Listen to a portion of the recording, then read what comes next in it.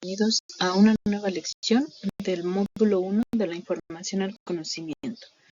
Como ya saben, hemos pasado a los contenidos de la unidad número 2 y ahora retomaremos el tema de los tipos de texto. Anteriormente ya vimos algunas definiciones de lo que es leer, qué es un texto, entonces nos vamos a centrar en qué tipos de textos existen. Recordamos esta definición de qué es un texto. Se le denomina texto al conjunto de frases y palabras coherentes y ordenadas que permiten ser interpretadas y transmiten las ideas de un autor, emisor o locutor. Tenemos algunos ejemplos de textos como lo son los escritos de literatura, es decir, los libros, las redacciones, los diálogos, las conversaciones, las canciones, etc. Estamos rodeados de textos por todos lados. Todo aquello que podamos leer es un texto. Los textos están clasificados según su intención comunicativa, es decir, lo que el emisor, el escritor o el autor trata de comunicar al receptor, que en este caso serían los lectores. Ese mensaje que envían tiene siempre una intención. Entonces, empezaremos con 4 tipos de textos, los más importantes, los más mencionados. Tenemos el texto narrativo, el cual se encarga de relatar eventos, historias, cuentos, hechos o mitos. Pueden ser reales o ficticios los hechos que relata este tipo de textos. Cuenta con un narrador, es decir, hay alguien que cuenta la historia y puede hablar en primera persona, como si fuera un yo, o en tercera persona, como si estuviera contando los hechos. Y abundan los verbos de acción y los conectores cronológicos. ¿Qué son los verbos de acción? Los verbos que indican que se está realizando algo. Por ejemplo, correr, brincar, llorar, todo aquello que implique una acción. Y los conectores cronológicos, hace mucho tiempo, después, antes de eso, en un futuro, todo lo que indique tiempo.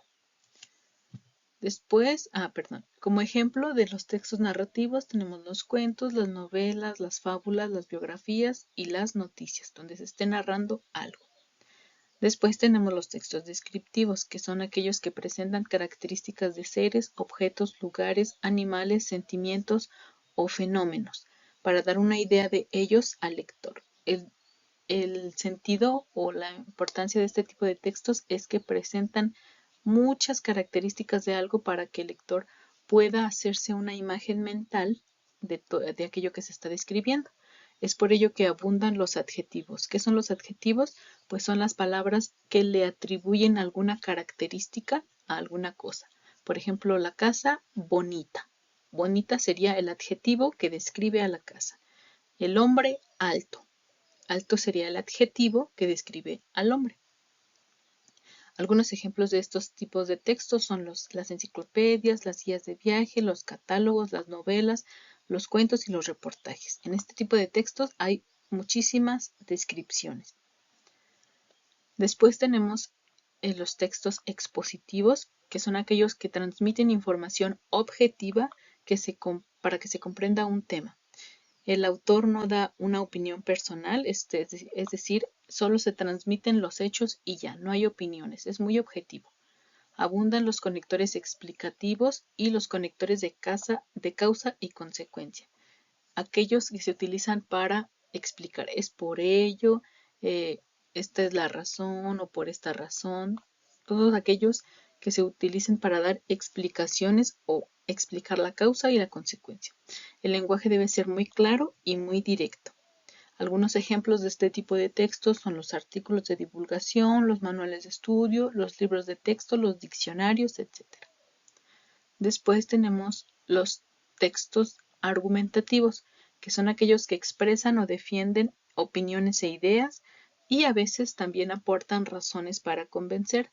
Cuenta con razonamientos, con ejemplos y datos y abundan los verbos que expresan opinión. Yo creo, yo pienso, yo considero.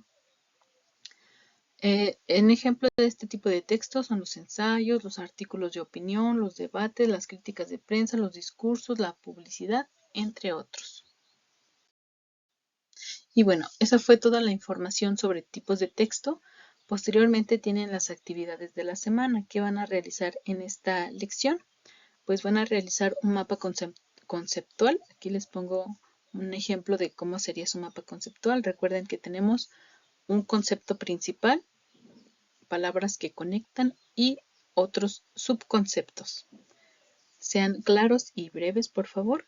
Y bueno, una vez que hayan hecho su mapa conceptual, van a redactar un texto de extensión libre, pero que sea mayor a 80 palabras de algún tema que sea de su interés. Puede ser de cualquier cosa, nada más procuren que sea mayor a 80 palabras y también cuiden que tenga buena ortografía y que las ideas estén bien conectadas. Y bueno, eso sería todo por esta lección. Agradezco mucho su atención y nos vemos.